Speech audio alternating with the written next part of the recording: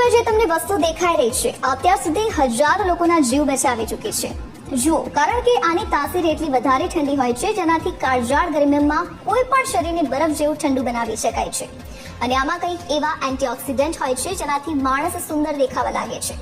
હવે તમે આના માટે શું કરશો? તો બજારમાં જવાનું છે અને બજારમાં જઈને 20 થી 30 રૂપિયાની આ વસ્તુ ખરીદીને લાવવાની છે અને 4 દાણા લઈને પાણીમાં પલાળીને રાતભર માટે છોડી દેવાના છે।